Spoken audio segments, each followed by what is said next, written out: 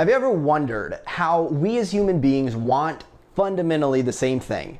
Most of us, if we're not sociopaths or psychopaths, essentially want to be happy, live in harmony, have prosperity in our lives, get along with each other, love and be loved.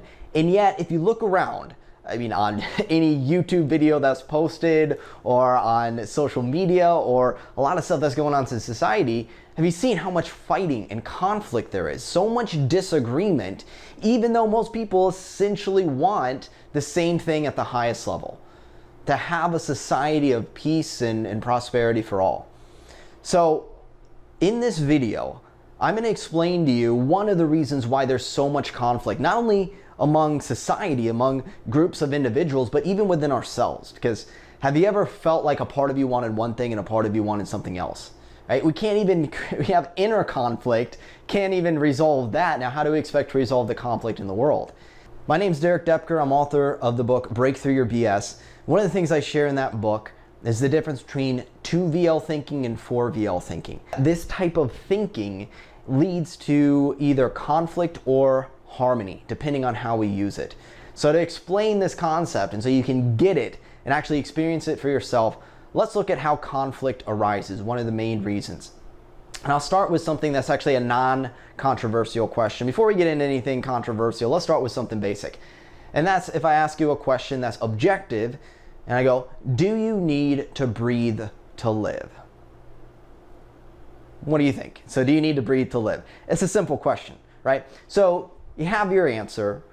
Most people are going to say, yes, you need to breathe to live. Now imagine there's someone out there and they go, no, you don't need to breathe to live. Nope, you don't need to breathe to live. Are you going to be like, what are you talking about? Of course you need to breathe to live. What's up with this person saying you don't need to breathe to live? And what if they really insist it? In fact, it's almost kind of a dangerous idea if you think about it. What if they start telling people that you don't need to breathe to live and people actually took it seriously? Of course, it's hypothetical, probably not going to happen, but just imagine that. And you might be very solid in thinking that you need to breathe to live. Well, what if they presented this to you? Hey, I've held my breath and I've lived to tell about it. Have you held your breath and lived to tell about it?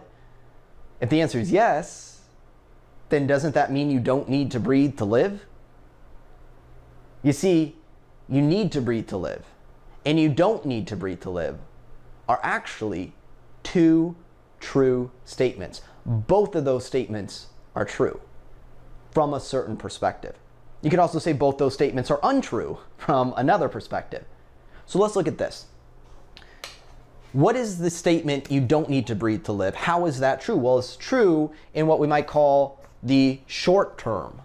But the long-term truth is that for more than probably a few minutes, you do need to breathe to live. Well, okay, what is the practical application of this? Depending on the perspective you come from, something could be true or untrue. And here's the deeper thing. Our language is limited. Just imagine trying to describe the color orange to a blind person. They have no context. And when a person doesn't have context, they can't possibly wrap their mind around something. Short-term and long-term are a form of context. It's a form of, well, how am I supposed to look at that statement? How am I supposed to wrap my mind around this? And so there's these dichotomies that exist of perspective, and that is just one dichotomy, short-term versus long-term. Now, of course, most people naturally get that you need to breathe to live and that, well, in the long term you do, but in the short term you don't.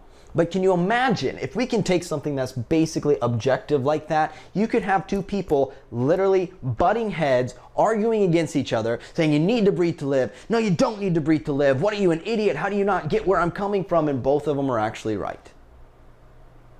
Now, I'm not saying that in every single argument, both people or all sides are right or equally right. I'm not saying that.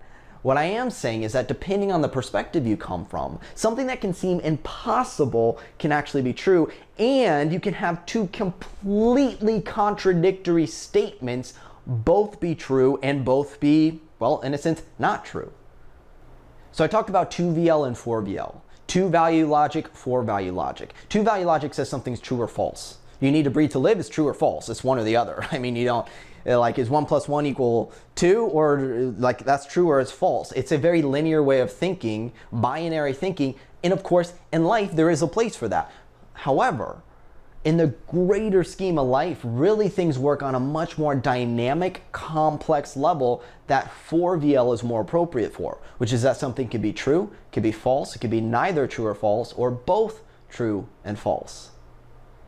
Now, have you ever heard this before? Has anyone ever taught you to think that way? Or were you raised in a school system that says there's a right answer or a wrong answer? And you get an X and a big red mark for a wrong answer. And if you don't conform to the one right answer, you are wrong and you don't get ahead in life. See, not only is it natural to have 2VL thinking, and in many cases it is functional and useful, but now we're grow up in a society where it's like you gotta conform to it. No wonder there's so much conflict, not just with other people, but within ourselves. Do I do this or do I do that? Which one's the right answer? So what we looked at is, do you need to breathe to live? Now let's change it up a little bit here and let's go, what about, that's like an objective observation, like it's true or it's false. What about a value judgment? What about, is breathing a good thing? Now we're adding value. Now we're adding a judgment, almost you might even say in some ways a morality or an ethics, or in this case really just a desirable quality to it. So now things might switch up a little bit. So answer the question, is breathing a good thing? If you say yes, great. I would agree. Breathing can certainly be a good thing. Now if you say no, what if someone said no to you? Breathing isn't a good thing. Are they crazy? Is there something wrong with them? Or might we just need to use a little bit of for value logic?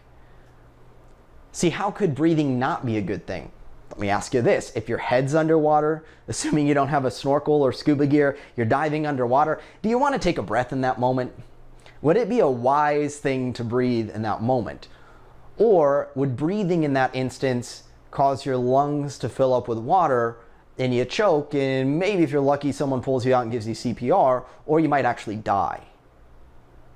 Think about that. The thing that keeps you alive most of your life, breathing, you need it to live, could actually kill you in a particular situation. So how do you answer that question? Is breathing a good thing? Do you need to breathe to live? The answer to all of these is really this.